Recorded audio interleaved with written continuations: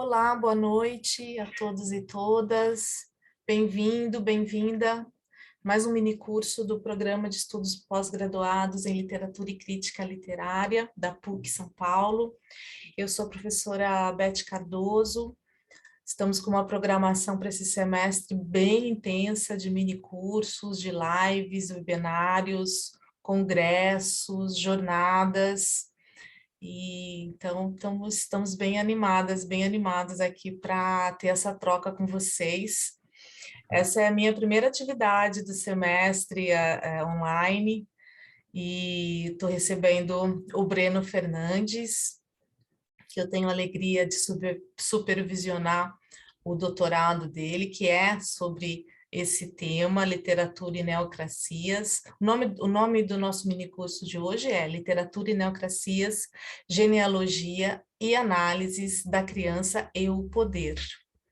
O Breno me procurou com essa... Eu vou ler uma bio do Breno já, muitos de vocês devem conhecer, ele é um autor, um escritor já de renome, com leitores por todo o Brasil, e ele me procurou com essa proposta de pesquisa de pós-doc sobre obras endereçadas a crianças e jovens e a adultos também, porque são obras de uma potência incrível, em que ele analisa a neocracia. Eu fiquei encantada, é um termo que eu não tinha muito conhecimento desse conceito e achei que e ele concordou comigo, que é o caso de falarmos mais sobre isso, né, compartilhar esse conhecimento que ele tem, essa bibliografia, essa fundamentação teórica, esse outro modo de olhar essas obras, né?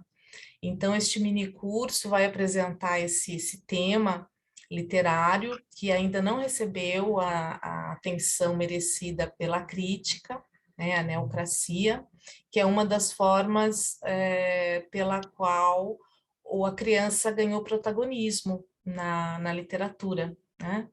E muitos escritores utilizam esse topos, e ele traz aí uma crítica, uma reflexão sobre infância na modernidade, né? E como essa imagem da criança no poder, da criança disputando o poder, conquistando o poder e exercendo o poder, né? Uma imagem muito forte. E o Breno vai trazer para a gente essas análises, ele vai daqui a pouco apresentar as obras que a gente vai abordar aqui. Então, o Breno Fernandes é bacharel em jornalismo e em letras vernáculas, mestre em relações internacionais e doutor em literatura e cultura pela Universidade Federal da Bahia. Atualmente, ele desenvolve o projeto de pós-doutorado aqui no programa, sobre a minha supervisão. Esse pós-doc é uma pesquisa intitulada O Topos da Neocracia, um estudo sobre a ocorrência de sociedades de crianças em A Cruzada das Crianças, Peter e Wendy, Capitães de Areia, O Senhor das Moscas e República Luminosa. Nessa pesquisa, o Breno busca investigar o advento de construções literárias de sociedades ou comunidades de crianças que se ordenam, se mantêm e se preservam sem a tutela de adultos, às vezes sem a colaboração dos adultos e outras vezes à revelia dos adultos. Então, essa relação infância, criança, adultos, sociedades, disputa de poder, crítica da sociedade através desse ente criança e desse estado infância, vai ser o tema aqui também desse minicurso. Breno, muito obrigada pela sua disponibilidade em compartilhar esses seus conhecimentos, essas reflexões riquíssimas.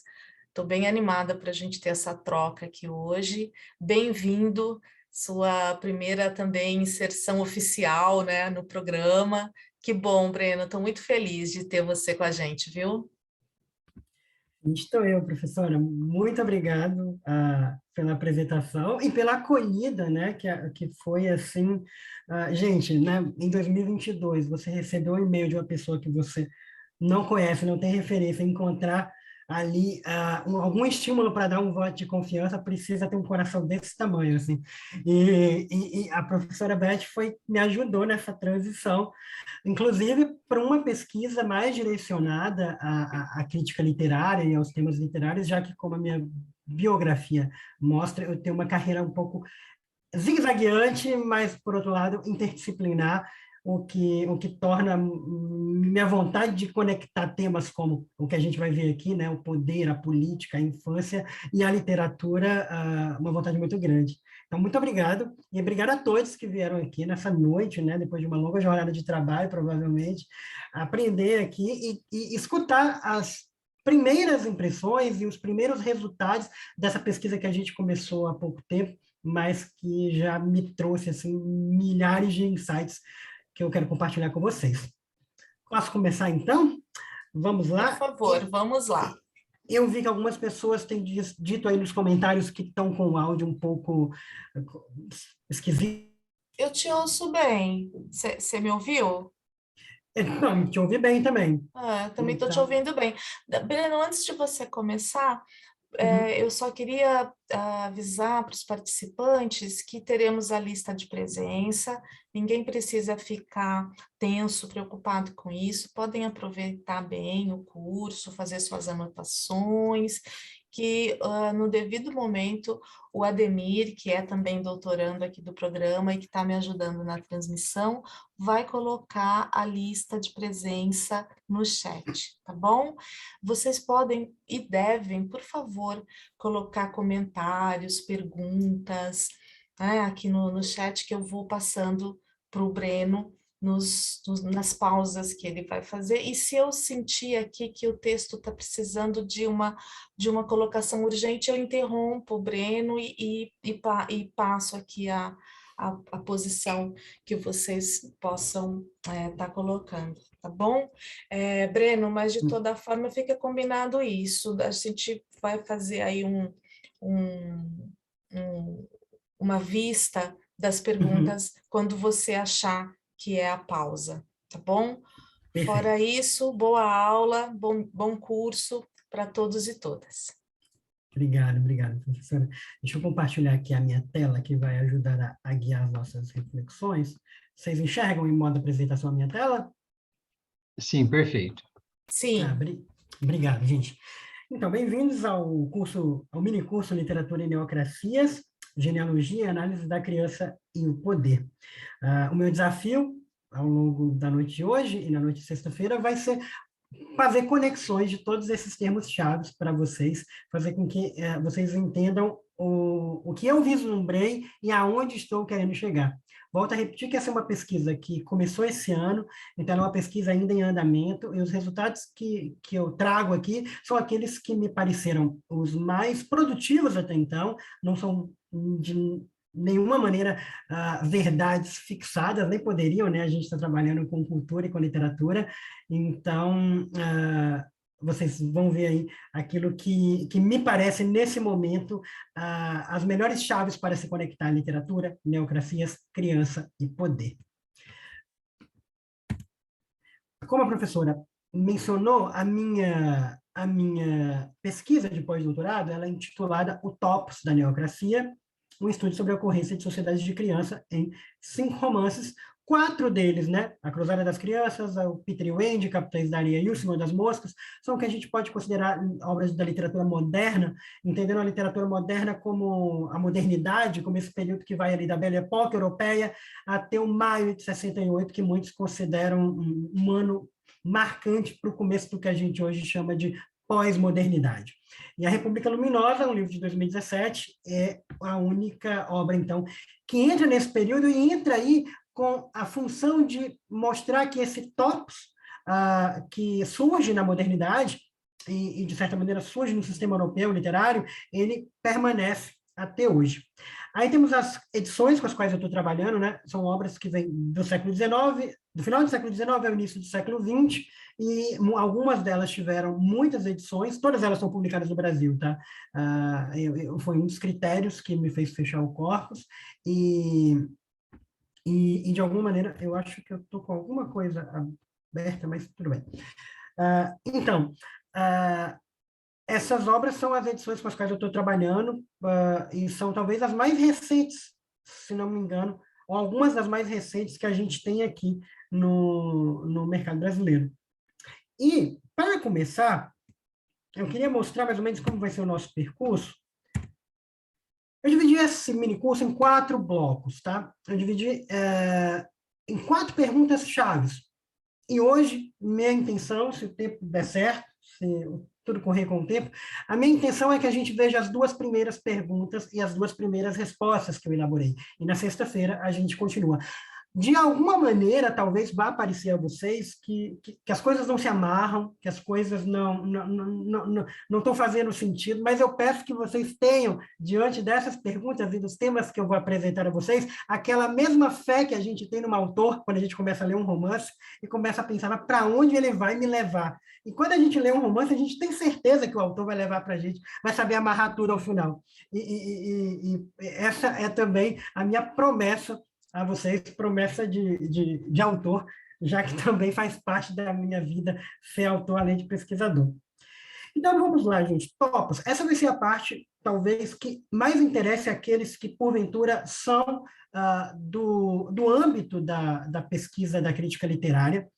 Eu sei que aqui temos pessoas de diversas áreas, com diversos interesses, e mesmo aqueles que pesquisam literatura estão divididos aí em diversos setores, né, pelos quais o estudo de literatura se divide, e geralmente essas questões terminológicas, elas dizem mais respeito àqueles que se interessam pela parte da crítica. Mas eu acho importante mostrar um pouco o que é o TOPS, falar sobre o TOPS, não só porque ele está no título, mas porque eu tenho a impressão de que, a partir da segunda metade do século XX, quando a gente começa a ver surgirem novas terminologias para o campo da crítica literária, a gente vê um outro movimento, que é o de resgate de certos termos clássicos da teoria literária, para que eles ganhem uma outra roupagem, para que eles ganhem uma outra formulação a partir de novas epistemologias. Aí a gente vê isso acontecer com a narrativa, por exemplo, que o Paul Ricoeur fez, com o estilo que foi pego pelo Derrida, por metáfora, por analogia, por alegoria. Então, todos esses termos que são muito caros a quem estuda e quem faz crítica literária, eles começaram a ser revistos nessa segunda metade, e TOPS ficou meio de lado. Assim. Eu acho, inclusive, que ficou meio de lado porque é um período em que a gente começa a se interessar muito pelas diferenças, pela singularidade, pelo indizível, e, de certa maneira, TOPS saiu da crítica literária e entrou no senso comum com uma ideia de lugar comum, que, na verdade, topos, como a gente tem chamado aqui, vem da expressão topos kinos, que é a versão grega para lugar comum. Então, entender topos como lugar comum é uma forma muito coerente de pensar o topos. Só que essa ideia que foi para o senso comum de ser um lugar comum, talvez tenha tornado o conceito um pouco rançoso ao olhar de alguns críticos literários dentro do campo da crítica, né? Porque, de alguma maneira, faz pensar em fórmula, faz pensar em banalidade, faz pensar em clichê. Então, nada disso faz jus à potência que eu acho que o conceito tem. E eu queria, nesse primeiro momento, falar exatamente por que eu escolhi trabalhar com o conceito de tops e não de motivo, não de tema, não de leitmotiv. Tá? Para isso, eu queria apresentar um pouco do que foi, e brevemente, do que foi visto em relação ao conceito daquelas obras, daqueles autores que ganharam destaque e que trabalharam com o conceito, e vão ser basicamente 2. Vou apresentar 2 e depois um terceiro, que é aquele que mais me interessa. O primeiro é o Ernest Curtius, que, em 1948, escreve esse livro chamado Literatura Europeia e Idade Média Latina, E ele basicamente funda, dentro do campo da crítica literária, uma ciência chamada tópica, hoje também chamada de topologia, e que em alemão tem esse nome aí, Topos-Forschung. E a ideia, ali, né, em 1948, ele é um medievalista, a ideia era tentar entender como certos temas, certas imagens poéticas, como certas fórmulas persistiram dentro do sistema literário europeu, desde a antiguidade até, basicamente, o século XIX. Já começava a se falar em tradição literária, né? Esse termo tradição literária, alguns atribuem pioneiramente a um filólogo espanhol chamado Menéndez Pidal, mas, de alguma maneira, é o Curtius que faz uma espécie de sistematização disso. E o interessante da ideia dele é que ele tenta modernizar isso pensando na história do próprio sistema europeu, certo? Porém, ele, de alguma maneira, começa a tentar entender como é que tantas culturas podem, de alguma maneira, repetir certos temas, e é nisso que talvez ele entre numa resposta que fuja um pouco à própria proposta inicial. No sentido de, ele começa a perceber que determinados temas se repetem da antiguidade. Por exemplo, o tema que nos interessa aqui, o tema da criança. O Curtius percebe que existe uma fórmula, uma imagem, que é a imagem da criança velha. Né? Pode ser um menino, uma menina anciã ou menina anciã. E isso vem tendo recorrentes aparições desde a antiguidade até Balzac, por exemplo, que tem uma cena clássica numa novela dele chamada Jesus Cristo em Flandres, em que uma senhora se transforma numa menina. E ele começa a pensar, olha, por que a gente tem tanto essa ideia de uma criança que parece um ancião ou de um ancião que parece uma criança? A religiosidade, a mitologia religiosa tem isso de maneira muito forte, né? Você tem, por exemplo, na mitologia cristã, o Jesus Cristo, com 12 anos, conversando com os sábios ali, quase de igual para igual. Você tem dentro da Península Ibérica o Dom Sebastião, também como essa criança elevada. Você tem no taoísmo chinês, o Lao Tse, que eu descobri que o nome significa nada mais nada menos que criança velha, né? O fundador do taoísmo como filosofia e como doutrina religiosa. Então, o Curtius vai vendo todas essas repetições e pensa, tem alguma coisa acontecendo aí. E isso deve ser o inconsciente coletivo do qual fala Jung. E é isso que ele atribui. O topos, na verdade, é a manifestação artística de um arquétipo que está aí. Eu acho um pouco problemático, porque leva a gente hoje se esforça para fazer uma história literária, né? Inclusive recuperando os apagamentos e as invisibilizações que o colonialismo europeu deixou dentro do nosso sistema literário, e levar para o arquétipo coletivo é um pouco sair da história. Então, fica aí como um marco de quem tenta modernizar, mas não necessariamente alguém que me traz a melhor solução.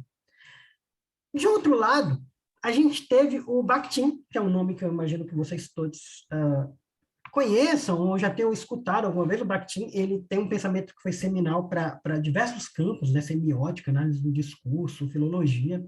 E o Bakhtin também trabalhou, dentro da crítica literária, a noção de topos. Ele desenvolveu essa teoria, inclusive, talvez começou a desenvolvê-la no momento anterior ao Curtius, porque o Bakhtin começa a escrever mais ou menos na década de 30, isso que ele chama de o que chamam de teoria do romance, mas ela só é publicada a partir de 75, e ela é publicada integralmente só agora na década de 10. Assim. Só acharam a obra completa a partir de 2012, se não me engano, tanto que a editora 34 acabou de publicar aí nos últimos anos uma trilogia só para falar de como Bakhtin vê o romance. E um dos conceitos chaves nos quais ele trabalha é essa ideia de cronotópo ou de cronótopo, né? As pessoas falam das duas maneiras.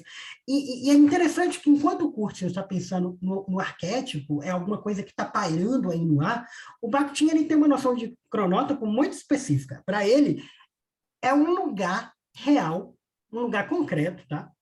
Mas que ele, dentro dele se materializa uma espécie de temporalidade. é um lugar que é quase como o próprio nome diz, né? Crono tem tempo em grego, topo é lugar, espaço. Então, de alguma maneira, quando as duas coisas se juntam, é como se um espaço representasse uma temporalidade. O Bakhtin faz uma espécie de taxonomia, assim, sabe? Do que cada lugar que aparece na literatura que ele analisa representa uma temporalidade.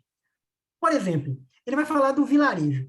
Eu que passei grande parte da minha vida numa cidade pequena, no interior da Bahia, eu até entendo, digamos, o que é que ele vê, por que é que ele concebe o vilarejo, a cidade pequena desse jeito, né? Mas ele acredita que quando a cidade pequena aparece na literatura, ela está sempre destinada a expor um tempo que é cíclico, um tempo que não passa, um tempo em que as coisas se repetem, até de maneira pejorativa, um tempo tedioso. Ele usa para exemplificar, por exemplo, um romance que também é muito conhecido, que é o Madame Bovary, do século XIX. Né? A Emma Bovary, a protagonista, ela vai para o interior e aquele lugar entedia ela, e as coisas se repetem ali, e é a partir dali que ela vai tentar se refugiar nos romances. Só que me parece esquisito também você pegar um lugar que pode ter aplicações e usos assim de maneira tão diversas, a depender da singularidade dos interesses de cada autor, e taxar e falar, não, o centro aqui é o tempo. Então, esse é um conceito que, embora resgate a ideia de topos, não me parece também o melhor. Um professor contemporâneo, que para mim é quem tem uma das melhores abordagens do tema topos, ele é da Universidade de Copenhague, o nome dele é Carsten Meiner. Já eu vou mostrar, vou falar um pouco dessa abordagem dele. Mas ele pensa, por exemplo, ele fazendo uma crítica ao Bakhtin, né? Ele pensa, olha, o Bakhtin vai pensar o vilarejo como uma manifestação no espaço de uma temporalidade em que todos os dias são iguais e tudo mais. Mas ele próprio mostra que se lá no Madame Bovary, que é o exemplo que o Bakhtin estuda, a cidade do interior ela aparece como um lugar de tédio, de tempo cíclico, a gente vai ter, por exemplo, em autores contemporâneos ao Flaubert, ou que vieram um pouco antes ou um pouco depois, uma série de outras leituras para a cidade do interior, né? Vai ter, por exemplo, no Victor Hugo, uma, vai ter no Stendhal outro, no Balzac vai ter outro, e, de certo modo, isso também faz com que Bakhtin, ao tentar pensar num significado a priori, ele quer estabelecer um significado antes de uma análise da obra literária, ele acaba se fechando muito na ideia do que é que viria a ser um topos. E é por isso que, embora seja um dos autores mais lidos desse conceito, eu acabo não ficando muito com o que o Bakhtin trabalha. E eu prefiro usar a teoria que o professor Carsten Meiner, que é dinamarquês, desenvolveu nos últimos tempos. Ele tem um artigo muito bom, que aconselho a vocês, esse artigo que vocês veem em tela, chamado Modernizando a Topologia Literária, foi publicado pela revista Versalete, que é da Universidade Federal do Paraná, em que ele apresenta a ideia de topologia dupla. Isso é muito interessante, porque ele vai pegar justamente aquilo que também me incomodava no pensamento do Curtius e no pensamento do Bakhtin. Ele vai pensar que o Curtius, por exemplo, quando ele vai buscar a ideia de um arquétipo, o Curtius faz um estudo a partir da antiguidade, né? Então ele volta lá para a retórica e vai reconhecer que o topos ele é uma figura de estilo. O Curtius tem uma definição que eu gosto muito, ele fala que ele é um celeiro de provisões para o poeta. Eu acho que se ele fosse um autor contemporâneo, ele diria que o topos é o meme do poeta, né? É o arcabouço de memes, assim, no qual o poeta vai catar coisas que já circulam por aí. Mas, ao fazer esse mesmo percurso que o Curtius fez, o Meiner vai perceber que lá na antiguidade, lá em Aristóteles, que escreveu uma obra na qual ele aborda o topos também, que é a obra da retórica, você vai ter um êxito de certas figuras de linguagem, o êxito de certas imagens poéticas, o êxito de certas formas de argumentar, baseado no reconhecimento e na convenção dessas formas. Por exemplo, se ninguém aceitasse que quando um menino, uma menina ganha um mar de ancião, a gente está ali construindo uma ideia de sabedoria, se isso não fosse uma espécie de convenção cultural, não adiantaria o retórico usar isso, pois a imagem não faria efeito. Então, o que o Miner ele propõe é que não é um arquétipo que sustenta o topos. Na verdade, é um senso comum. Aí ele, para não cair ali numa ideia pejorativa que o senso comum tem também, né, ele usa o termo grego para isso, que é doxa. Né? De alguma maneira, uma tradução que a gente poderia fazer para senso comum. Então, de alguma maneira, a doxa, ou seja, é a cultura de um tempo, aquilo que ela reconhece, aquilo que ela convenciona, que sustenta determinadas imagens. Eu acho isso muito interessante, porque ele, de alguma maneira, traz, então, para dentro do âmbito da cultura e da história, a potência e um funcionamento do que a gente está chamando aqui de topos. A partir do Bakhtin, ele começa a pensar uma coisa muito interessante. Ele vai pensar que, beleza, nós temos esses topos que surgem dentro da cultura, e em algum momento eles ficam tão estáveis, eles ficam tão comuns para a nossa cultura, que eles entram para a literatura. Ele começa a pensar isso a partir exatamente dessa ideia de lugar do Bakhtin. Né? Ele fala bem assim, olha, o Bakhtin fala da cidade do interior, o Bakhtin fala do salão de festas do castelo, o Bakhtin fala da estrada. A gente hoje poderia falar do hospital de quarentena de uma pandemia, né? Poderia ser assim. Existem lugares físicos, que surgem na cultura e que, de alguma maneira, eles logo depois vão parar na literatura.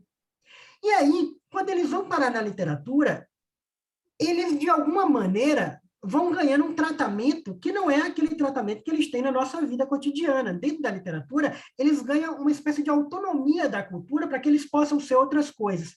E é essa relação que interessa ao Miner. Ele lembra para a gente, né, isso é muito importante de lembrar, porque a gente fala tanto na representatividade da literatura e na literatura como representação do mundo, que a gente esquece que a literatura não é só uma atividade de representação, né? Como está colocado aqui nesse trecho, a literatura, ela se refere a lugares e atividades humanas e ela articula lugares e eventos de uma maneira muito própria, ou seja, a literatura, ela se vale daquilo que está no campo da cultura e, de alguma maneira, ela faz com que isso sirva ao fazer literário. É isso que o Carsten Miner chama de uso literário.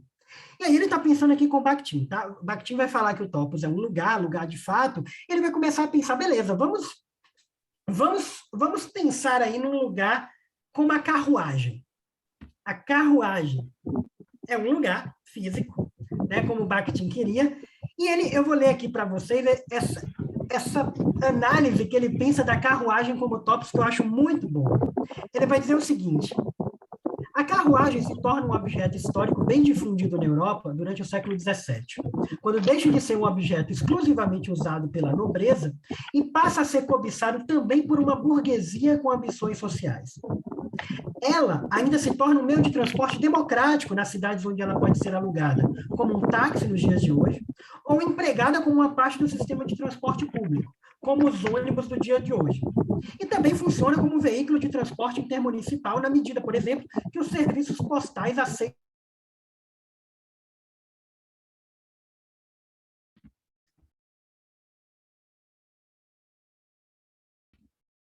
Prontinho. Estão me ouvindo, né, gente? Acho que sim. Então, continuando, o sentido, a razão instrumental da carruagem é levar pessoas do ponto A ao ponto B. No entanto, se tentamos descrever uma carruagem literária, de um ponto de vista funcional, fica claro que ela integra uma rede extremamente ampla de funções simbólicas, narrativas e temáticas que nada tem a ver com a doxa, ou seja, com o juízo comum, instrumental da carruagem. Erotismo, escapismo, encontros de classe, novas percepções da realidade, conspiração política, meditação solitária, ostentação, suas funções possíveis são legião. Trata-se de um exemplo da topologia dupla, na medida em que a carruagem é tanto um lugar histórico específico, dotado de convenções de emprego e funcionalidade, quanto um lugar dotado de uma multidão de outras funções que não são definidas pelo seu próprio instrumental, previamente. Se eu pudesse resumir isso, o que ele quer dizer é o seguinte: a cultura faz com que surjam lugares, instrumentos, aparatos, e esses aparatos têm um uso, como uma carruagem. Uma carruagem nasceu para levar algo ou alguém do ponto A ao ponto B. Mas quando ela aparece na literatura, ela pode, de repente, se tornar um lugar de escape, de encontro de classe, de erotismo, onde a pessoa em trânsito começa a ter uma outra relação com a paisagem que ela não teria caminhando. Ou seja, a literatura cria um outro uso para essa instrumentalidade funcional da carruagem. E essa relação entre a doxa, a instrumentalidade cultural, aquilo que está convencionado, e o desvio, ou a heterodoxa, né? Se a gente pega a origem da palavra heterodoxa, que a gente usa às vezes até sem perceber, basicamente a hetero, que é a distinta, e doxa, que é o senso comum, ou seja, um senso comum. É um juízo, na verdade, um juízo distinto daquele do senso comum. Então, no final das contas, o topos, o que interessa a gente que quer trabalhar com esse conceito, é entender o que na literatura faz desvios a coisas que estão convencionadas na cultura. Então, se eu, a partir disso, eu pudesse pensar numa relação, numa definição de tópicos que eu gostaria de deixar aqui para vocês, a definição seria essa aqui, ó. Oh, perdão. O tópico pode ser encarado como um conjunto de desvios contingentes que diferentes textos literários fazem em relação a funções e a qualidades de determinado elemento cultural, que já sejam previstas ou reconhecidas pelo senso comum de um dado período histórico. É importante dizer que, embora eu tenha falado da carruagem, porque o Miner usa a carruagem, eu coloco aí um asterisco, como vocês podem ver, que leva para a ideia de que não se trata só de lugar comum, de lugar físico. Ele fala de lugar físico porque ele pensa a partir do que o Bakhtin vai pensar. Mas, no final das contas, o que ele está dizendo é que qualquer elemento da cultura, que pode ser um objeto, uma prática, uma instituição, uma ideia, um evento, qualquer objeto da cultura, que tem ali uma espécie de dinâmica reconhecida, de uma dinâmica, como eu posso dizer, que todo mundo que compartilha de alguma maneira pelo senso comum. Quando isso aparece de uma maneira divergente dentro dos textos literários, é isso que vai construindo a ideia de topos. E, é claro, não é a aparição numa única obra de um único escritor, mas é exatamente a repetição. Quanto mais escritores começam a trabalhar com esse elemento da cultura e a criar uso divergentes, vai se consolidando um topos. E é isso que eu gostaria que vocês fixassem do que eu falei aqui em relação a topos. Vários escritores fazendo um uso divergente, um uso desviante, como ele usa, eu gosto tanto da expressão, de algo que está consolidado na cultura. Esse é o fim, digamos assim, a resposta que eu tenho para oferecer a vocês nesse momento para o conceito de topos. E aí, antes de passar para a segunda parte, eu queria saber se ficou claro. Eu sei que esses conceitos, para quem não tem traquejo, assim, parecem coisas de outro mundo, são coisas meio herméticas, né? Mas, se vocês tiverem alguma dúvida a respeito do que foi dito aqui até agora em relação a TOPS, eu fico aí à espera para poder tentar elucidar.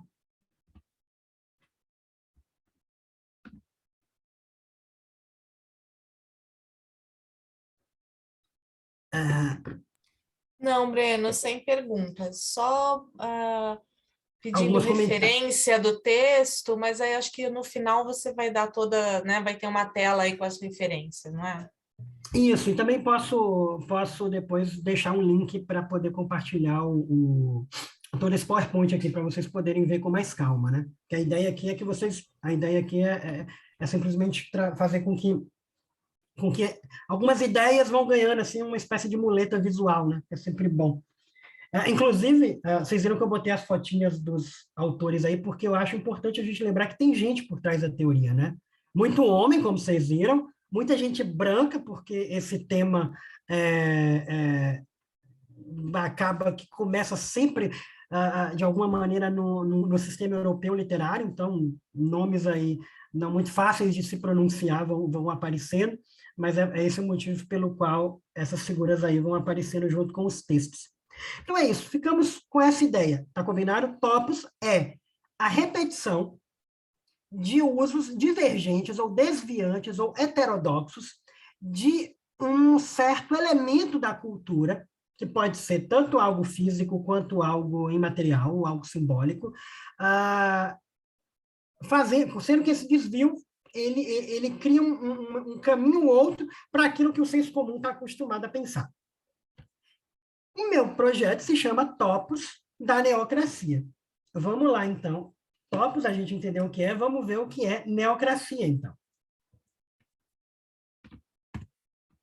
O termo neocracia, eu peguei de um antropólogo americano, ele é da Universidade de Utah, se não me engano, o David Miner, perdão, o David Lance.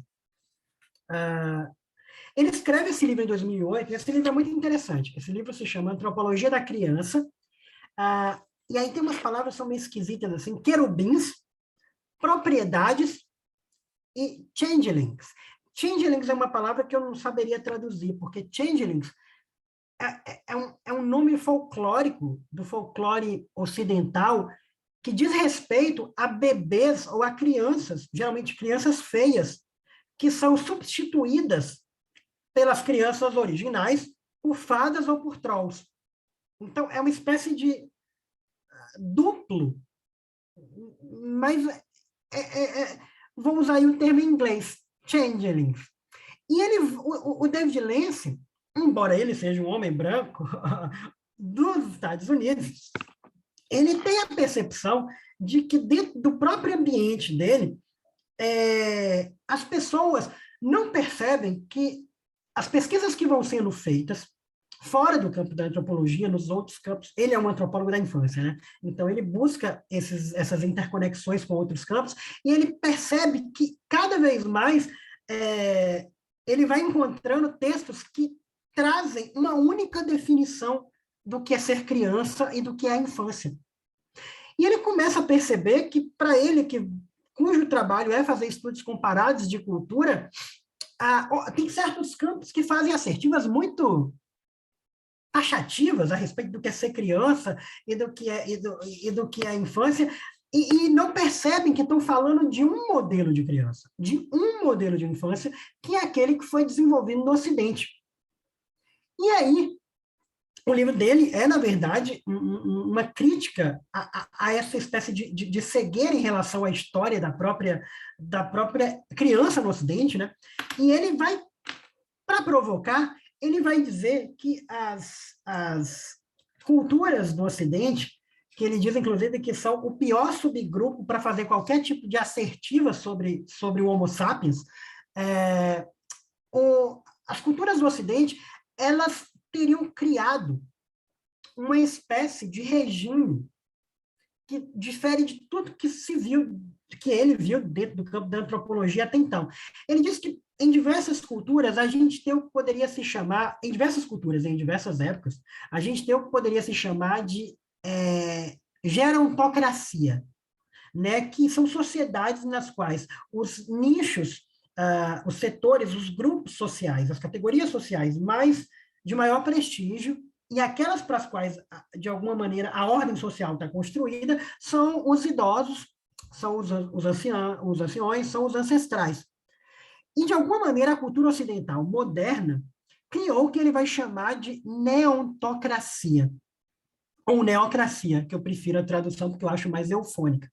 E ele vai dizer que, na verdade, são culturas em que, de alguma maneira, a criança, pelo menos em tese, tá? Ele faz uma diferença entre o que é a vida de crianças atravessadas por classes, por gênero, por raça, mas, digamos assim, o horizonte, a utopia dessa civilização ocidental é que a criança, na verdade, é a categoria de maior prestígio, né? Na pirâmide que vocês veem aí na tela, né, ele coloca no topo as crianças, Aí lá no meio, ele vai citando diversas instituições e coisas que foram aparecendo dentro de uma cultura que de alguma maneira se vê, não é necessariamente na prática, ela se vê como uma cultura que eleva a criança. Ele coloca as pré-escolas, os pediatras, o Barney, aquele personagem, aquele dinossauro roxo, essa loja de brinquedos chamada Toys R Us, eu acho, o Baby Gap, que no final das contas é a Gap, aquela loja de roupa que tem uma marca chamada Baby Gap, só para bebês, né?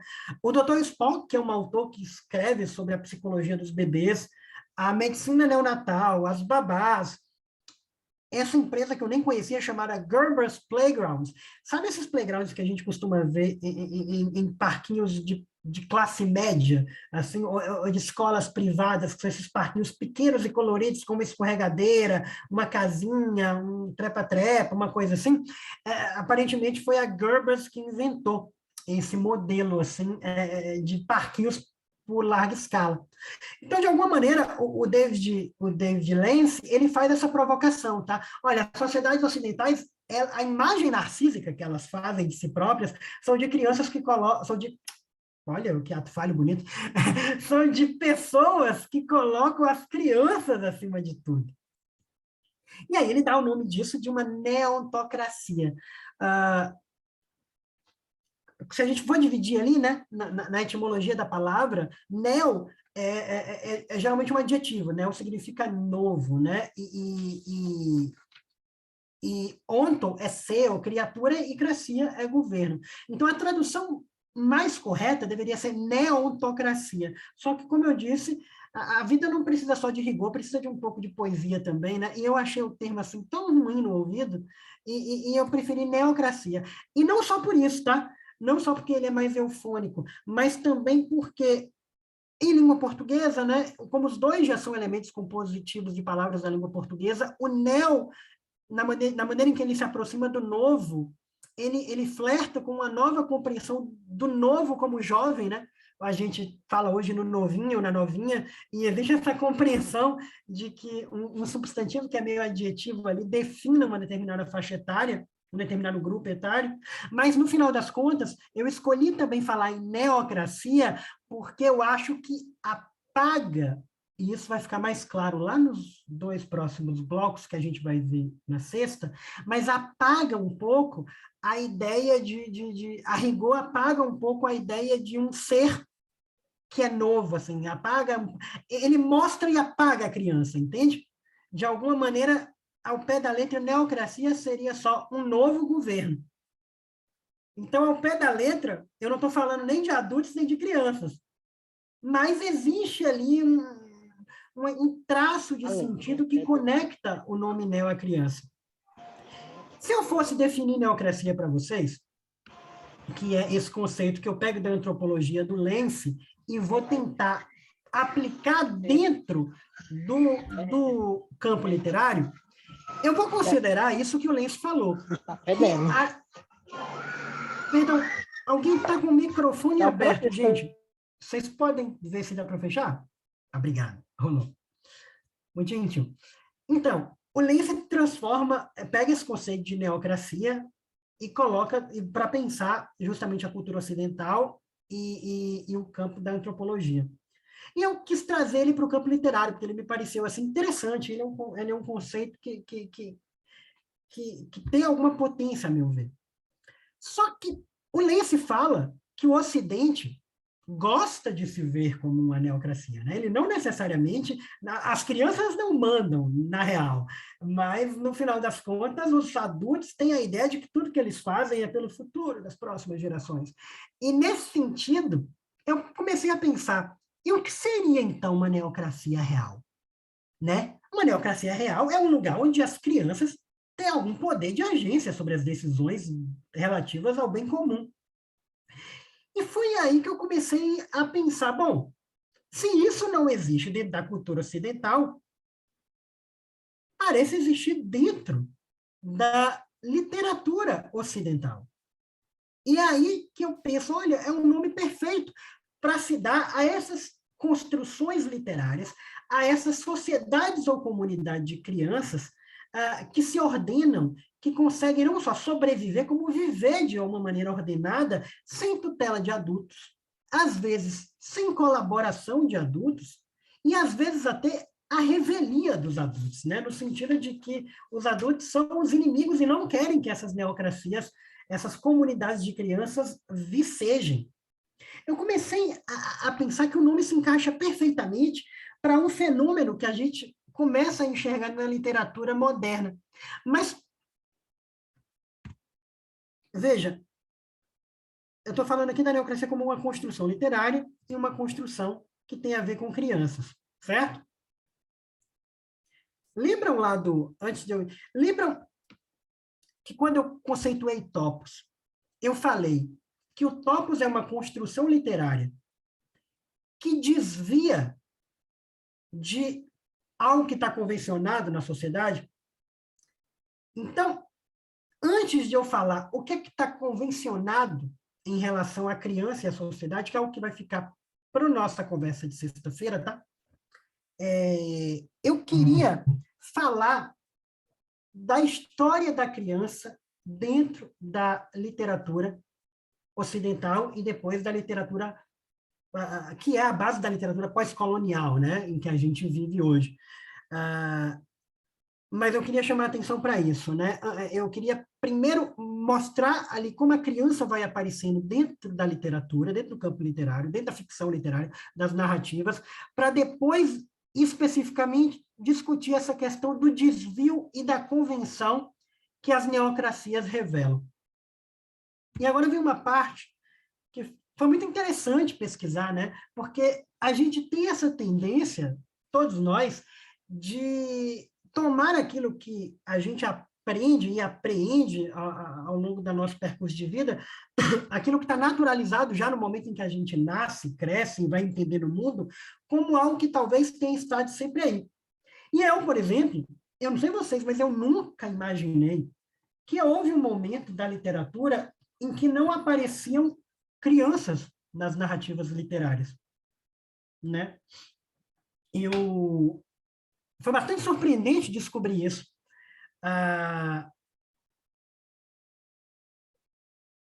Eu descobri essa historiadora americana chamada Barbara Tuchman. Ela escreve um livro sobre o século XIV. E ela defende escrever sobre o século XIV, porque ela acha que o século XIV foi quando teve a peste negra, e isso traumatizou bastante ali o povo europeu, e de alguma maneira traumatizou quase tanto quanto foi o século XX. Então, ela escolhe o século XIV como um ano assim, em que aconteceu bastante mudança cultural. De alguma maneira, né, o século XIV, a gente está falando dos anos 1300.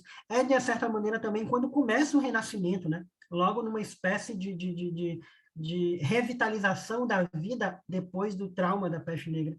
E ela tem mas eu fui a ela porque, na verdade, eu encontrei essa informação na pesquisa dela, que é muito interessante, que é a seguinte: a presença da criança em textos literários dessa época. Olha o que ela diz. De todas as características pelas quais a era medieval se diferencia da moderna, nenhuma é mais importante comparativamente falando do que a ausência de interesse pelas crianças. Sentimentos em relação às crianças raramente aparecem na arte, na literatura ou em documentos. O Cristo menino, é claro, aparece muito em imagens, geralmente nos braços da sua mãe.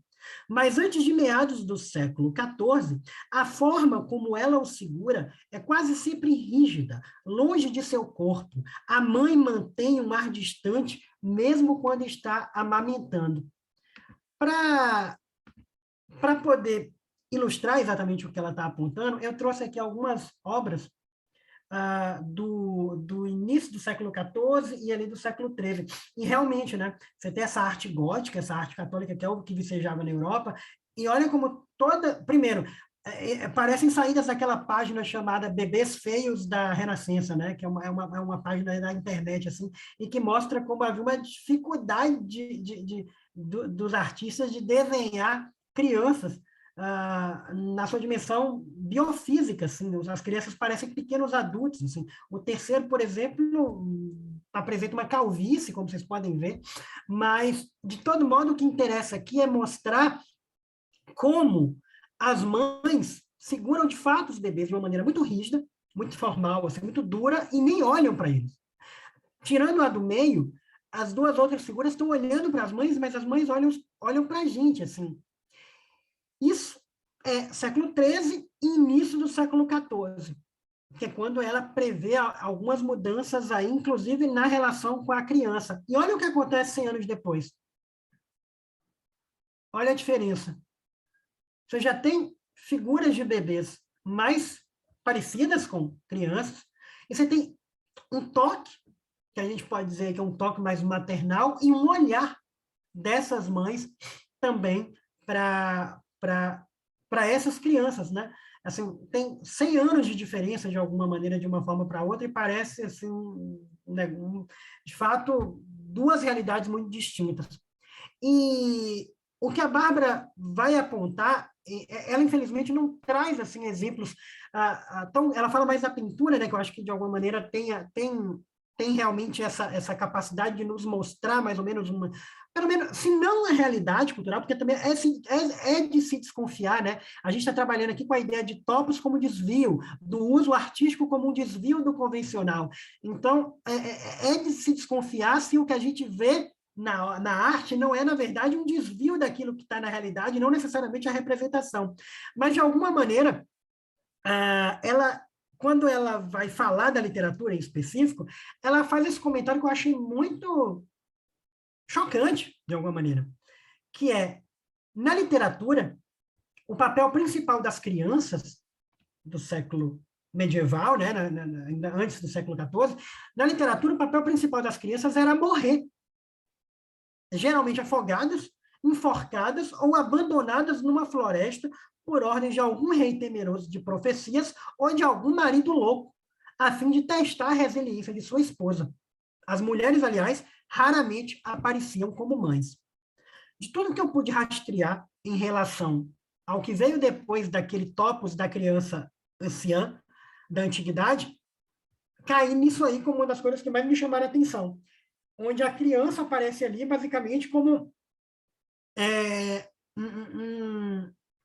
um corpo que vai morrer para algum tipo de prova nesse jogo de gênero entre o rei e o marido e a esposa.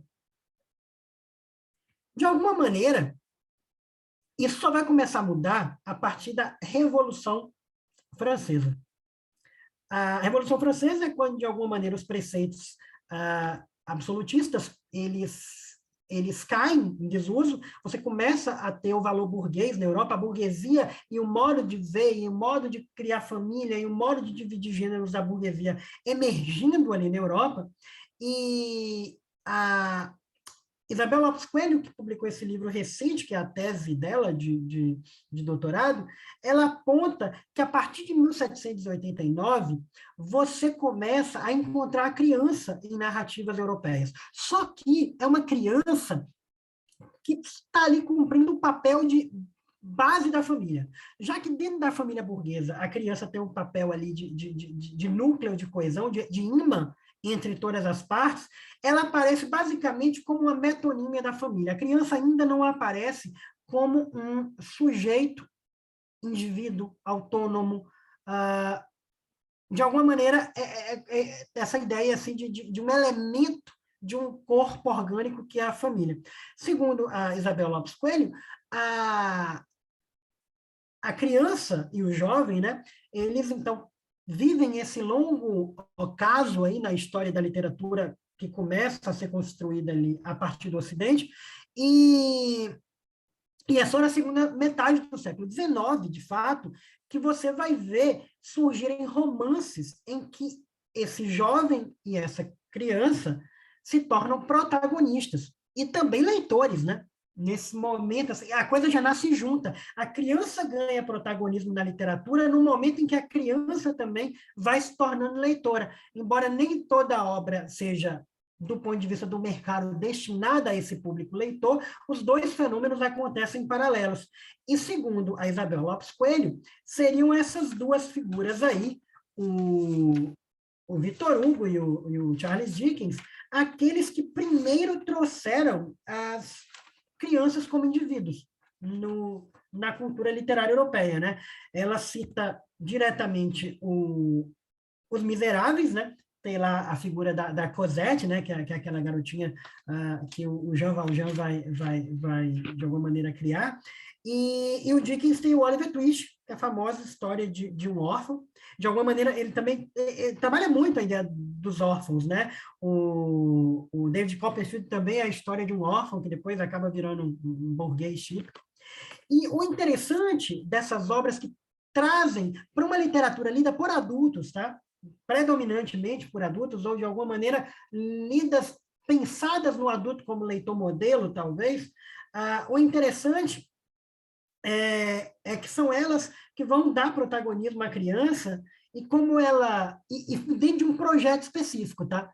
A Isabel Lopes Coelho escreve que esses escritores procuravam, no romance, um espaço para considerar sua era e para dar uma atmosfera da sua época, para criar um romance que fosse histórico, pessoal, psicológico, individualista e que colocasse ali a vida íntima desses personagens.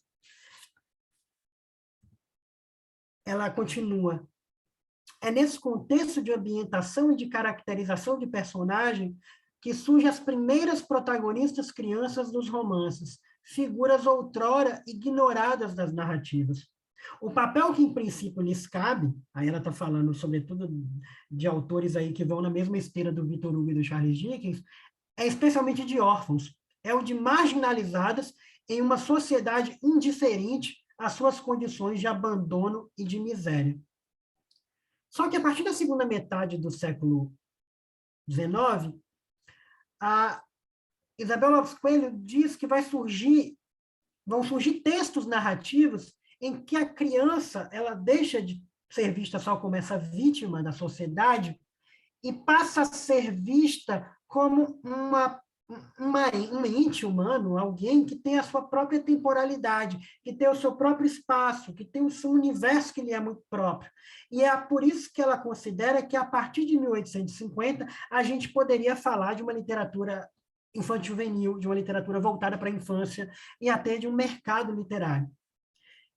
E aí, para sistematizar tudo que eu contei para vocês, já que o meu interesse aqui é mostrar como a criança foi aparecendo dentro de determinado contexto literário, do qual, por uma via, nós somos herdeiros, nós aqui no Brasil pós-colonial, essa linha do tempo poderia ser resumida com o que vocês veem na tela. Na antiguidade, nós tínhamos isso que o Curtius identificou, né, como a criança anciã, que era um mote que persistiu aí ao longo da Idade Média também. Só que na Idade Média, a gente vê a aparição da criança ali como um objeto de joguete de uma masculinidade meio bizarra, meio não, completamente bizarra, né? Aquela história da criança que aparece no texto para morrer. A partir a partir de 1790, né, que é um ano depois da Revolução Francesa, você começa a ter esses textos em que as crianças aparecem como parte da família, né? As crianças têm um papel ali a cumprir como um alicerce da família. Na primeira metade do século XIX, que é quando eles começam a escrever o Victor Hugo e o Charles Dickens, você tem a criança já como indivíduo, isso é um ganho, tá? A criança como indivíduo é uma revolução dentro da história literária que a gente está contando. Mas, ao mesmo tempo, ela é uma vítima inocente, né? Dos adultos e da sociedade. E, a partir da década de 1850, nós temos o surgimento da literatura infanto-juvenil, e a criança é um indivíduo inserido em um tempo definido que só pertence a ela, que é a infância. Tudo muito bom, tudo muito bonito. E aí, em 1896, essa figura aqui, chamada Marcel Schwab, escreve romancinho, uma pequena novela, que vai resgatar uma lenda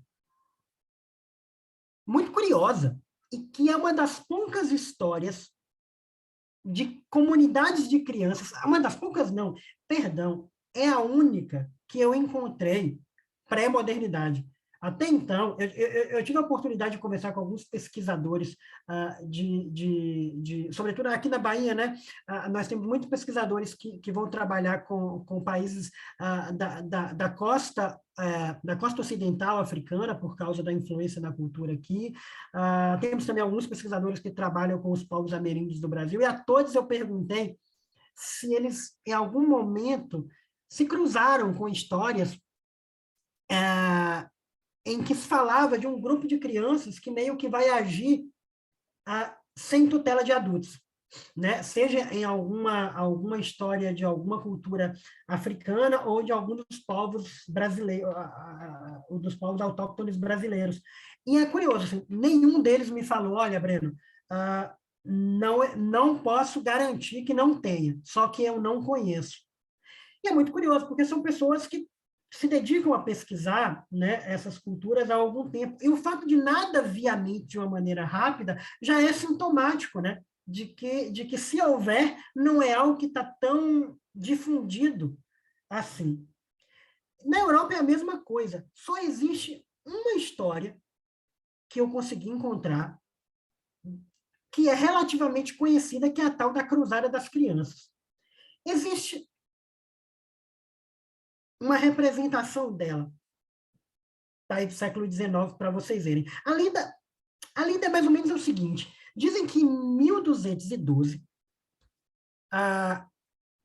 um número absurdo de crianças francesas e alemãs saíram de uma maneira quase que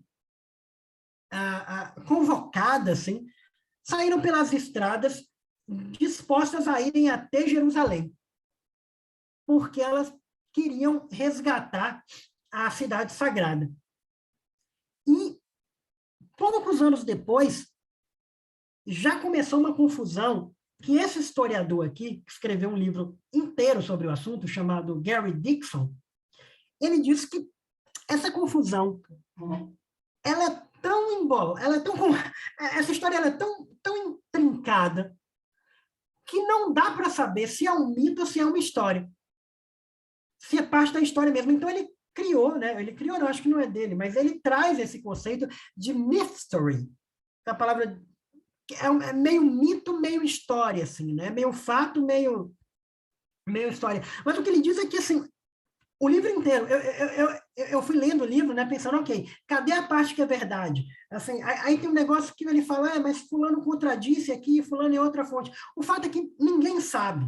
E talvez não importe, né? Isso aqui é um fetiche nosso, de querer sempre descobrir a verdade. Importa o que está na doxa, importa o que está no juízo comum. E a doxa acredita que na história europeia existe essa lenda de que em 1212 um grupo de crianças espontaneamente se organizou e seguiu uma estrada para poder tomar Jerusalém, e em algum momento eles foram mortos, né? Mas é uma lenda que se repete. E aí, em 1896, esse sujeito aqui, o Marcel Schwab, que é um escritor francês, resgata essa história. Mas se tivesse só sido isso, era só um escritor escrevendo sobre uma lenda muito famosa na Europa, né?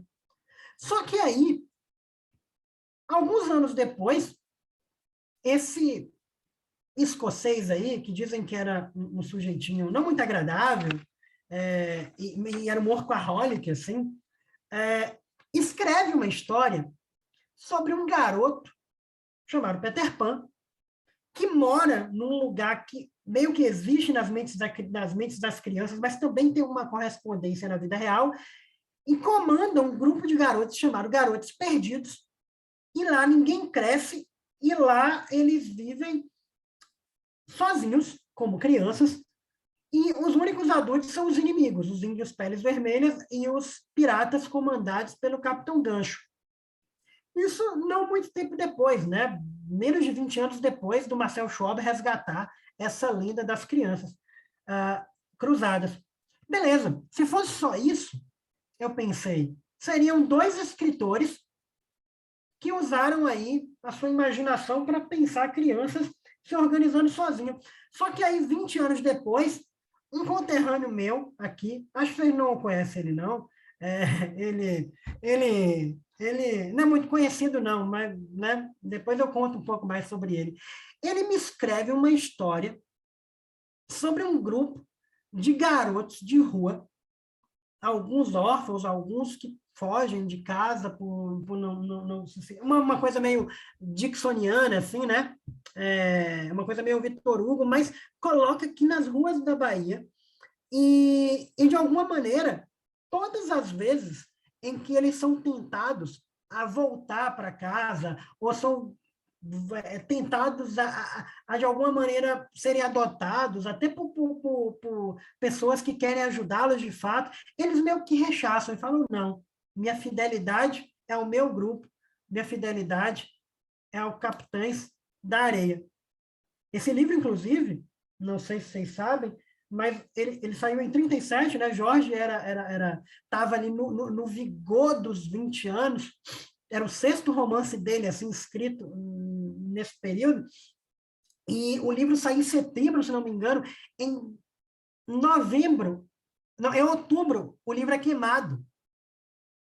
Em dezembro ele é preso, em novembro tem o golpe do Estado Novo, e em dezembro ele é preso, assim, e ele era acusado de difundir o credo vermelho, né? Era aquilo que acusavam ele.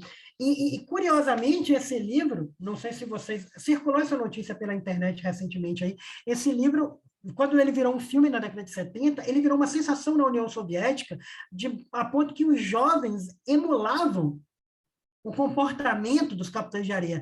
Há um pesquisador que vai buscar os diários de adolescentes e eles começam a se organizar, de fato, buscando imitar esse comportamento tribal, né? Talvez aí antes do James Dean, de toda aquela coisa da cultura do cinema de Hollywood criando a ideia de tribo juvenil, Jorge tenha sido um dos que mais impactou esse comportamento. Mas beleza, se fosse só o Jorge, eu diria, ok, 1 é pouco, 2 é bom, 3, né? 3 é bom, mas tem mais aí alguma coisa. E aí, 20 anos depois, esse sujeito que sobreviveu à Segunda Guerra Mundial e era professor da educação básica, fazendo uma atividade com seus alunos, resolve colocar 2 grupos para competir e começa a sair uma briga lá e ele começa a pensar, aí tem coisa. E ele escreve um romance em que um grupo de crianças, de uma maneira meio inexplicável, a gente não sabe direito se o mundo acabou por uma espécie de bomba nuclear, aparentemente essa é a ideia, né? Mas eles vão parar numa ilha e eles têm que se organizar porque não tem adulto ali. E há alguns que acreditam, inclusive, que não há nenhum adulto mais no mundo, que todos morreram e só resta eles.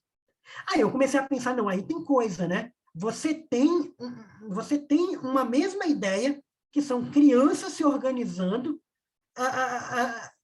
se repetindo em diferentes culturas, em diferentes espaços, assim, em diferentes sistemas literários, ainda que todos, a maioria seja na Europa.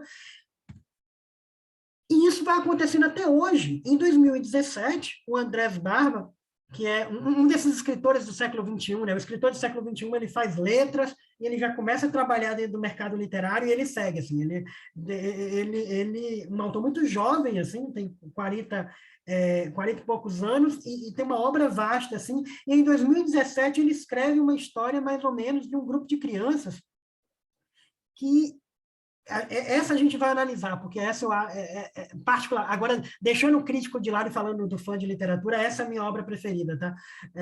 Eu acho ela uma joia. Ela e a Cruzada das Crianças são as minhas preferidas, mas é interessantíssimo, assim, é um grupo de crianças que começa a circular, e a mera circulação deles na cidade começa a causar um incômodo, eles começam a criar uma outra língua, e eles se recusam a se comunicar, e eles começam a criar medo nos adultos. E eu comecei a pensar de novo, temos aqui um grupo de crianças que se auto-organiza sem a tutela de adultos, sem a colaboração de adultos e, às vezes, a revelia dos adultos. E, assim, se eu fosse sair da literatura e para a cultura pop, a gente encontraria indícios disso de uma maneira muito mais forte.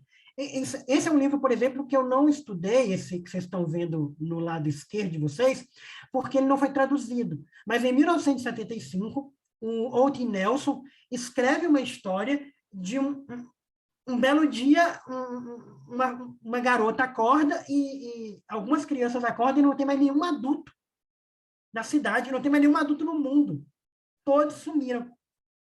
E essa é a história que quase entrou, mas não entrou porque não foi traduzida. De alguma maneira, a gente está insinuando, a gente vê também esse mote das crianças se auto-organizando no The Wall, né? Do Pink Floyd. Muita gente conhece essas imagens aí que vocês estão vendo na tela como o clipe do Another Brick in the Wall, porque de repente a gente vê isso associado à música, mas foi parte de um filme que o Pink Floyd construiu, né? Desse garoto, que conta a história desse garoto chamado Pink. E em um momento ele vislumbra, né, uma rebelião das crianças que no tempo do filme só acontece na escola, mas que parece que vai desencadear uma coisa maior. E eu diria que até o Caverna do Dragão, né, esse desenho aí que que ficou tão marcado na cabeça dos millennials, ele tem essa ideia de um grupo de crianças ali que se auto-organiza. E a depender de como você veja o Mestre dos Magos, né, você pode pensar se ele está trabalhando a revelia das crianças ou se ele está ali colaborando. Mas toda sorte, o que eu quero mostrar para vocês é isso. Eu comecei a perceber essa repetição. E essa repetição, ela está sempre acontecendo em contextos nos quais a criança, na real, continua sendo... a criança que aparece nos livros continua se desviando muito da imagem que o senso comum da gente tem em relação à criança. E aí eu comecei a pensar, será que de fato eu não posso tratar isso como um topos? Lembra lá qual era a definição de topos? Era uma construção literária, né, que se interessava por fazer usos, que era recorrente, e que se interessava por desvios de elementos da cultura em relação à maneira como a gente costuma pensar eles no cotidiano. E é aí que eu acho que a neocracia, as neocracias, como eu as chamo, elas são uma das formas pelas quais, desde o início da modernidade, desde o início do protagonismo das crianças na literatura, elas aparecem. E, desde lá até o século XXI, até a literatura contemporânea, elas permanecem como um tema. E quando eu percebi isso, eu comecei, de fato, a pesquisar se alguém já tinha feito essas conexões, se alguém já tinha percebido esse elemento comum que todas essas obras que eu apontei trazem. Mas, como não achei nada, pensei, caramba, sobrou para mim fazer isso. E como eu quero mostrar para vocês, resgatando aqui a ideia de topos, né? Por que ela me importa? Por que eu fico insistindo nesse conceito? Porque a ideia de topos com a qual eu trabalho é a literatura como uma divergência crítica de uma ideia que está convencionalizada na nossa cultura.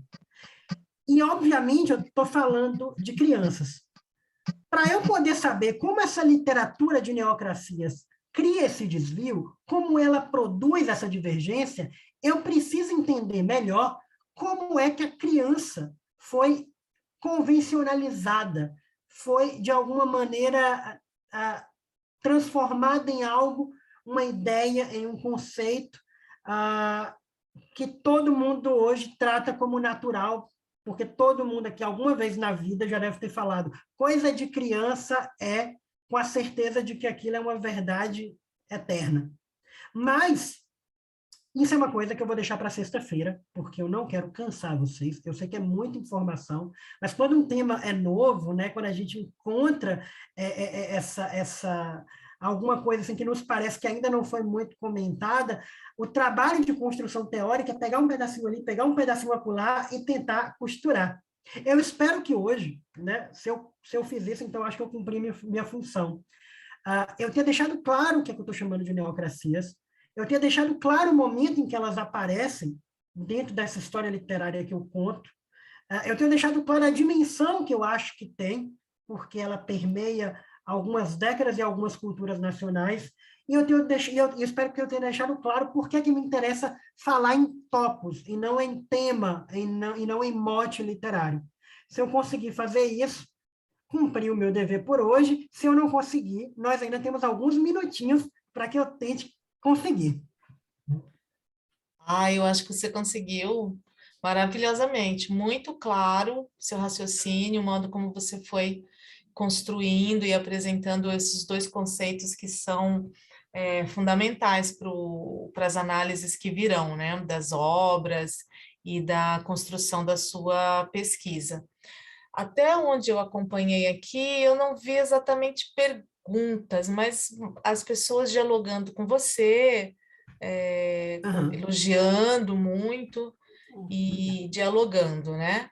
Mas não perguntas, acho que eu não vi. Se eu estiver passando, por favor, quem quiser levantar a mão para... Eu acho que a Amélia... Você perguntou do Rousseau, né, Amélia? Você quer que ele... Acho que não sei se é isso ou se você vai tratar de Sim, outra coisa. professora, do Rousseau, porque ele mencionou algumas obras do século XVII, XIX, algumas obras que começaram a mencionar a criança, e eu queria saber a opinião dele da obra do Emílio. Então, Amélia, né? Quem está falando? Isso, Amélia, eu queria saber sua opinião sobre o Emílio. Bom, eu não li Emílio, e todo o contexto que eu sei do que o Rousseau pensa, todos os textos que eu li a respeito sempre colocam o Rousseau em oposição ao Locke, como uma espécie de dois paradigmas para se pensar a infância, né? Aquela ideia de que a criança vai ser de alguma maneira... O Locke vai pensar, né, na ideia de que a criança ela precisa ser uma folha em branco, né, sobre a qual a gente vai escrever uma cultura e uma civilização, e o Rousseau vai pensar que, na verdade, fazer essa escritura na criança é uma barbaridade, porque a criança já teria esse estado natural.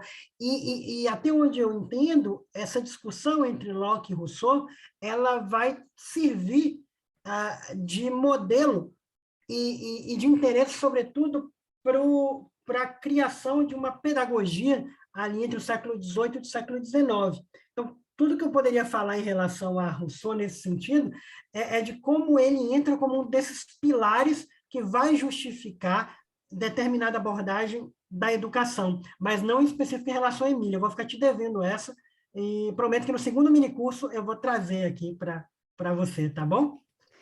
Tudo bem, mas mesmo assim, olha, foi maravilhoso, foi ótimo mesmo. E assim, você nos ajuda muito para quem for dar um curso de literatura infantil, é perfeito, perfeito mesmo. Fico feliz, fico feliz.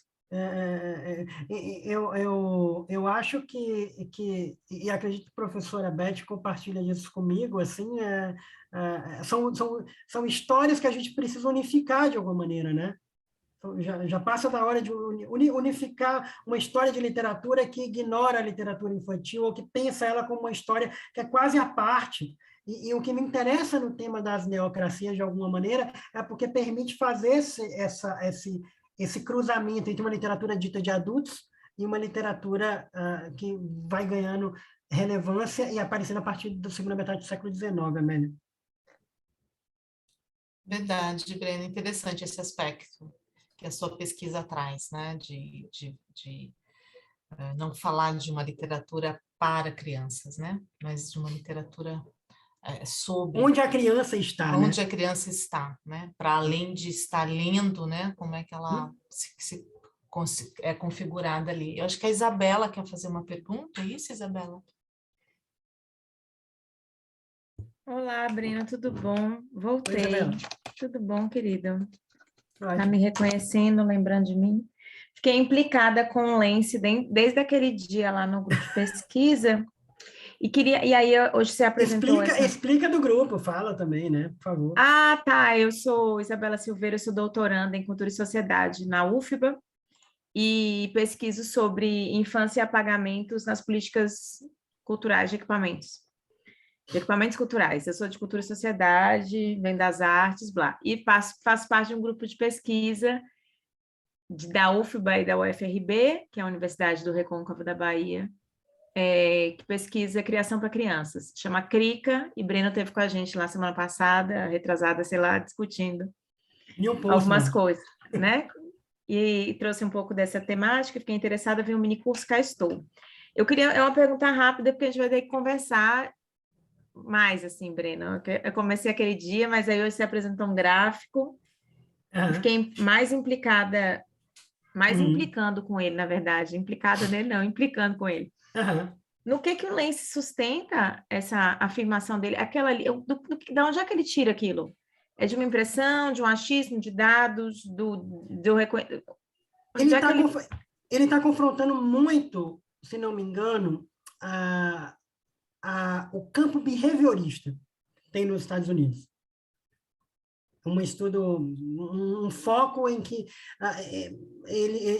um campo em que vai fazer certas premissas sobre a relação da criança com a sociedade, em que para ele tem um elemento histórico que esse campo não vê. É basicamente isso que é interessante, sabe?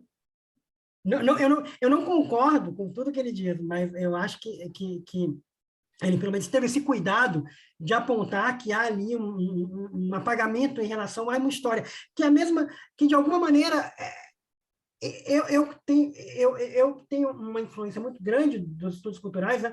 Penso sempre nisso, Isabela. Penso muito em como é importante a gente historicizar. E, nesse sentido, o próprio conceito de topos que eu busco é um conceito que não vai se valer de argumentos ali, talvez interpretações a priori. E o Lance só me pareceu pertinente porque ele também tem esse olhar e na ideia do termo. O termo, que eu sei que você não gosta, né, a neocracia especificamente, ele vai ser muito útil para o segundo bloco, porque eu vou começar a pensar a ideia do poder, a partir de uma perspectiva Foucaultiana. Então, para mim é interessante pensar que, enquanto o nosso horizonte ainda é um horizonte em que o conceito de democracia está ali tá aí no centro, esse novo arranjo que essas literaturas podem, esse desvio que essa literatura pode promover, vá por esse caminho. Mas desculpa, isso eu estou te respondendo a pergunta do nosso último encontro. Eu acho que eu nem deixei você falar essa pergunta. Não, e é isso mesmo, é porque eu acho que o Lance fala de um lugar, acho que ele está errado, assim. É uma impressão do Lance mesmo, essa é uma impressão bem anglo-saxã de uma sociedade que tem ele outras... está errado em relação a quê? Só no para eu sentido entender. de que tem que a criança foi alçada a um lugar de importância na sociedade, a ponto de ela estar sendo sustentada pelos demais, mesmo no discurso, mesmo nos dados, muito Acho que com a recorte... importância ali, né, Isabela, com importância mercadológica, né? Tanto que Também. aparece muito a loja, a marca, a loja de roupa, a loja, né? Acho que ele ficou pautado muito com uma ideia do mercadológico, não é? Não eu uma acho que... importância por ser verdadeiramente importante para que a sociedade estivesse olhando para essa criança, para, não é? Para uma troca, para um cuidado, Como para um sujeito, né? Como respeito, como sujeito, mas como consumidor, como E ele consumidor. mistura cuidado com estudo. Então, ele bota Sim. pediatra, loja, brinquedo, Sim. babysitter. Babysitter fala sobre capitalismo, fala sobre Sim. mercado de trabalho, fala sobre não ter cuidador de família estendida. Babysitter fala sobre isso. Tem que pagar para alguém cuidar de seu filho. Para quê? Para você trabalhar. É para isso. A premissa é essa. Então, assim, ele mistura tudo. Eu fiquei implicada. Aquele dia eu tinha perdido a referência. Mas aí eu acho que ele está errado nesse sentido, essa pirâmide. Não, E se a gente fosse estudar em termos de volume também de consumo, eu duvido que as crianças ganhem dos adultos. Eu acho que tem uma coisa implicada ali, sei lá, acho que ele não gosta de criança, sabe? Assim, diz, agora as crianças são pauta de tudo. É a sensação que eu tenho, bem leviana, estou brincando aqui. Porque... Não, eu entendo o seu ranço, mas eu vou me deter mais nisso na sexta, porque eu vou até trazer uma ideia do Contar do Caligares, que ele trabalha a partir do Brasil, mas que eu acho que vale muito, porque o Caligares ele vai fazer a ideia da criança como o meu filho, e vai ter ali um atravessamento de posse, de diferenciação. Mas o que eu acho que mais interessante, eu acho que você está certa na sua crítica ao Lence, mas eu acho que o que eu percebo, que eu vou tentar mostrar também quando eu analisar as obras, é que essa ideia de uma neocracia, ela tem um valor psíquico para a ordem, ela tem um valor psíquico para a ordem de algumas pessoas. Nas obras, eu vou tentar, inclusive, destacar trechos para responder essa sua pergunta na sexta-feira, na medida em que as crianças buscam uma determinada tipo de autonomia que não se encaixa na fantasia que o adulto faz sobre o que é ser criança, o adulto começa a se sentir incomodado, e uma das maneiras em que ele responde a esse incômodo de ordem psíquica mas o que eu estou fazendo é para o seu bem. Então, eu acho que quando o Lence tem... o que eu estou trazendo, o que eu gosto do nome, é porque o nome me faz pensar, essa ideia dele, né, da neocracia e tal, ela me faz pensar que pode ser uma muleta psíquica para um narcisismo do adulto. Por exemplo, pega a questão da violência. Ela vem mais, só completamente, eu acho que ela vem mais como risco, a imagem da neocracia, do que como desejo. Exato. Eu acho que, entendeu? Essa criança insurgente, que começa a movimentar-se com autonomia, que começa a isso. Nosso código de menores é sobre crianças para serem presas. É um código criminal para criança ser presa em 1929. É sobre isso. A gente está falando sobre filhos da abolição.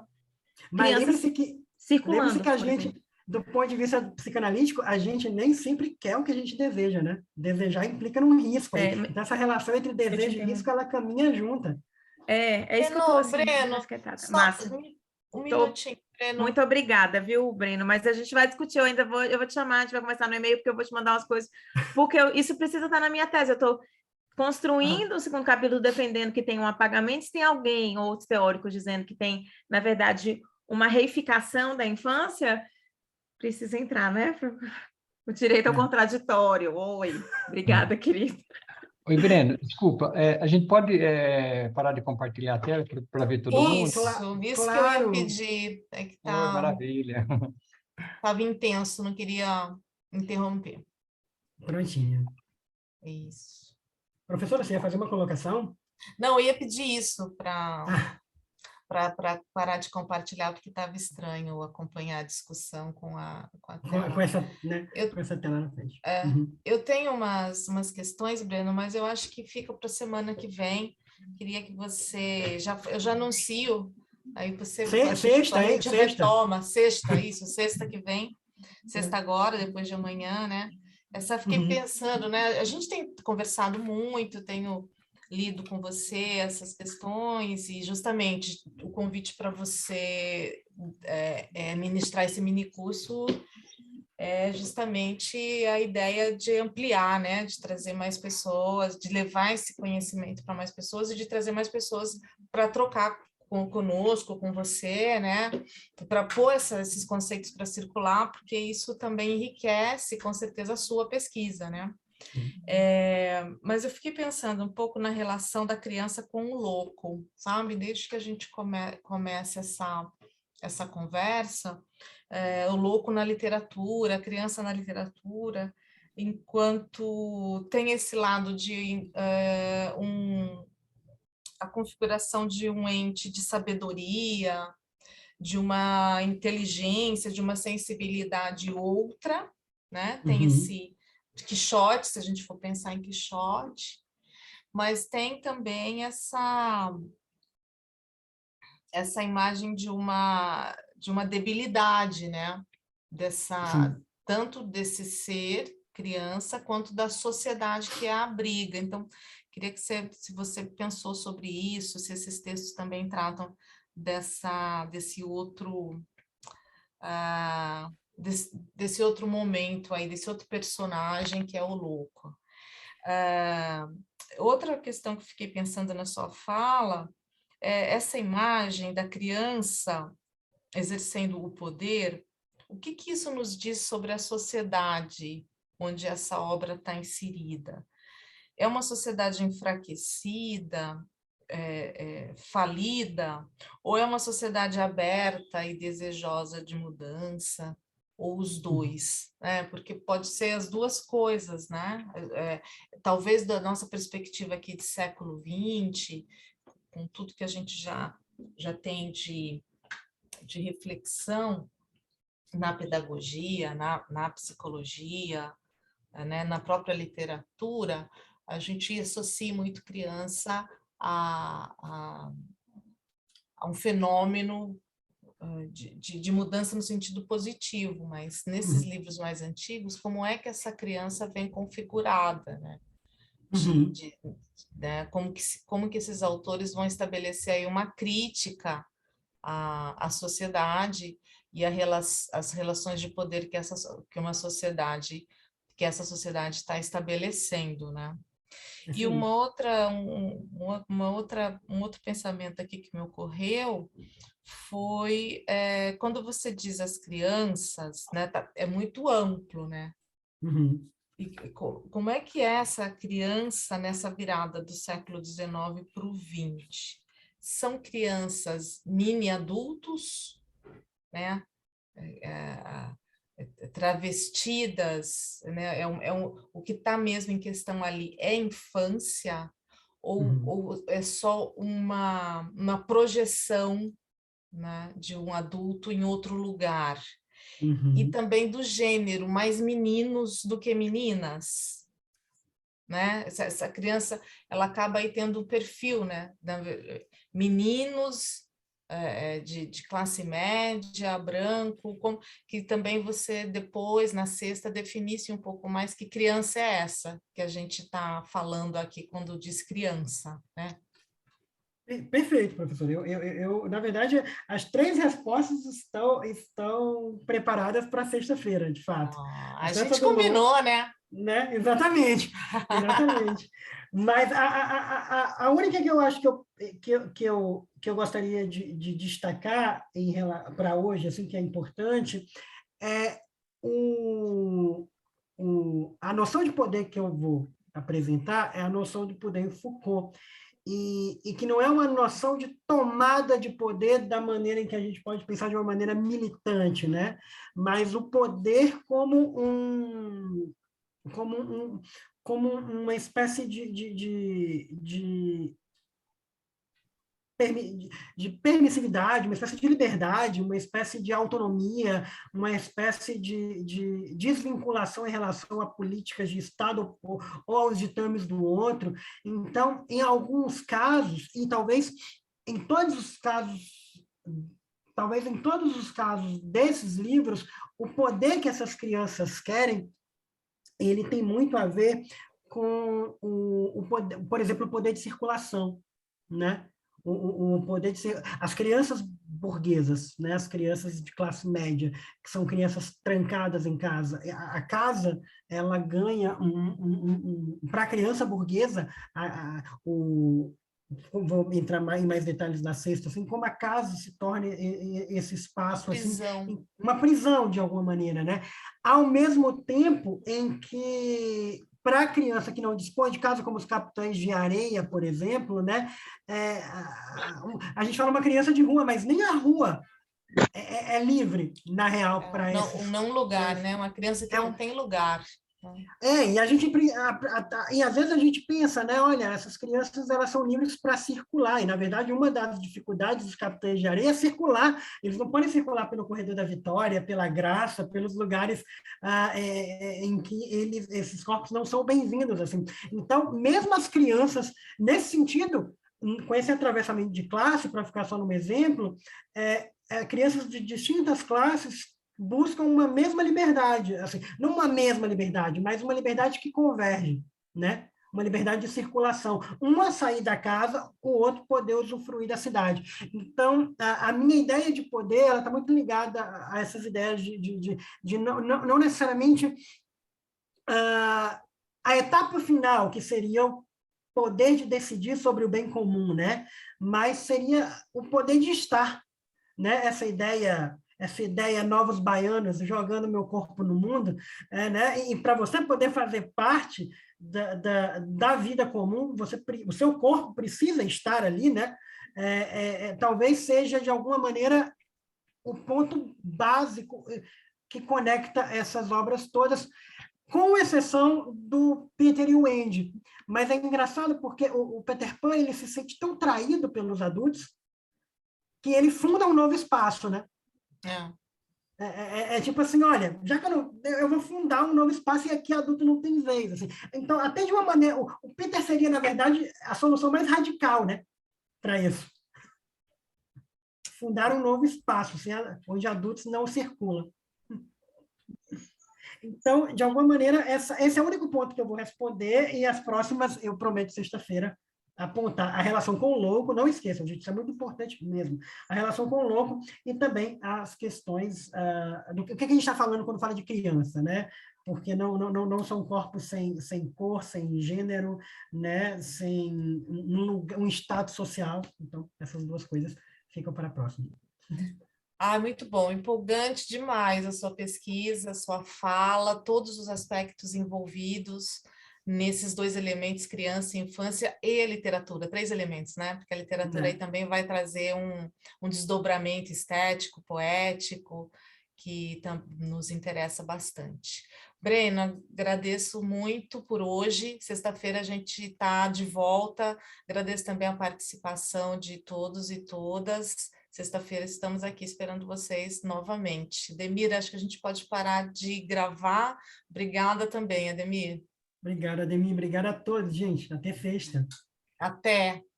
Boa noite. Bom descanso, Breno. Bom descanso a todos.